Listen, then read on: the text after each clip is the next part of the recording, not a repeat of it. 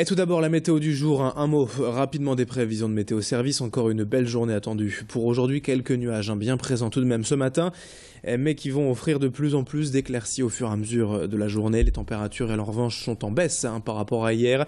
En moyenne 19, voire peut-être 20 degrés pour les maximales cet après-midi dans la région. La météo, bien sûr, on en reparle en détail après le flash. Et pour démarrer, et précisément ce journal, quelques images pour évoquer un sujet toujours douloureux, les impôts et à cette période de l'année, la traditionnelle déclaration de revenus. La campagne 2015 a démarré il y a déjà quelques semaines. La date de limite de dépôt version papier est fixée au 19 mai, soit dans une semaine déjà. Mais comme d'habitude, un délai supplémentaire est accordé à la déclaration en ligne. Vous avez ainsi jusqu'au 2 juin pour répondre sur Internet. Et comme chaque année, la mairie de Villeneuve-d'Ascq a mis en place une permanence Allo Impôts pour aider les habitants à remplir leur déclaration.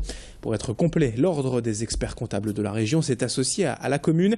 Et après une première journée hier, les consultations seront de nouveau possibles demain et samedi à divers points d'accès de la ville. Renseignements d'ailleurs sur le site internet de la mairie de Villeneuve-d'Ascq ou au 0800 065 432 et avec les explications recueillies par Sarah Natier. Cette année sont venus s'associer les experts comptables.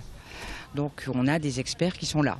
Alors ils vont venir à la maison de la médiation, mais ils vont également faire aussi des permanences téléphoniques pour les autres structures, puisque les permanences impôts sur Villeneuve-d'Ascq, c'est non seulement à la maison de la médiation, c'est à l'hôtel de ville, mais c'est dans toutes les mairies de quartier, dans les foyers de personnes âgées également, et dans les 2 maisons de quartier que nous avons, la maison Jacques Brel et la maison Déjeuner, entre autres. Voilà.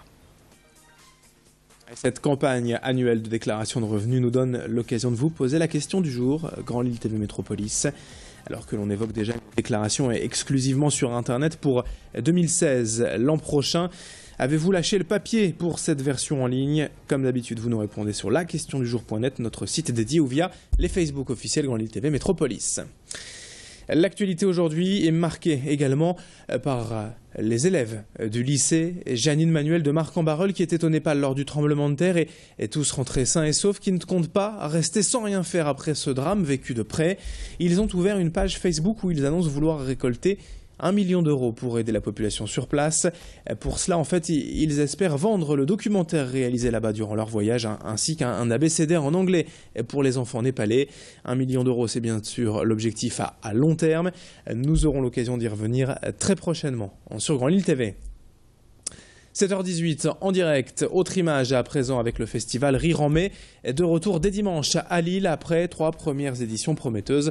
Le festival 2015 occupera 3 salles de spectacle cette fois. Le Comédie Solferino, le Splendide et le Théâtre Sébastopol. 16 spectacles en tout, soit quand même 5 de plus que l'an dernier. L'objectif étant d'approcher les 10 000 spectateurs cette année.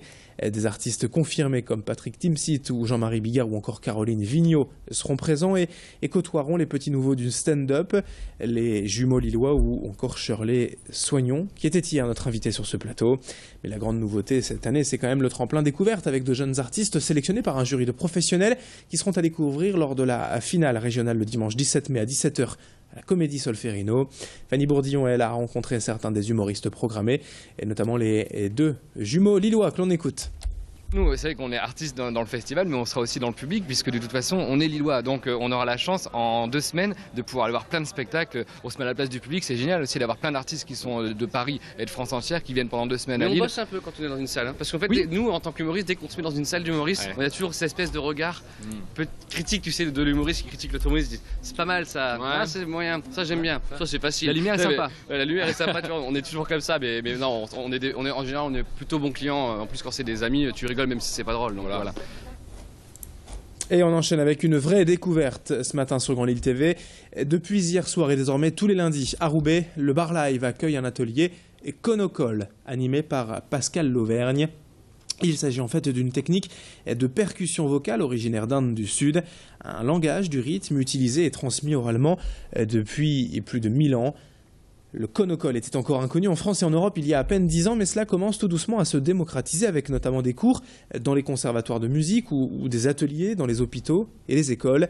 Pascal Lauvergne, lui, a appris cette technique lors de ses nombreux voyages en Inde et souhaite aujourd'hui la partager, la diffuser. Et vous le voyez avec ses élèves, ils se mettent à chanter des rythmes en utilisant leurs mains pour battre la mesure. Explication et présentation de cette tradition orale au micro de Fanny Bourdillon. C'est une tradition orale, donc ça se transmet de maître à disciple.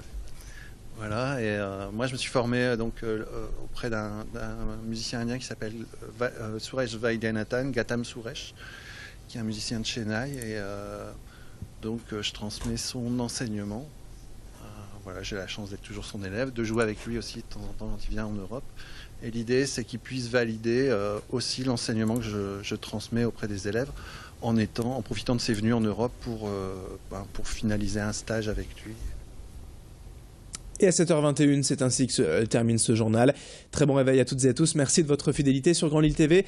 L'info continue dans un instant. Météo et trafic à suivre dans moins d'une minute. À tout de suite.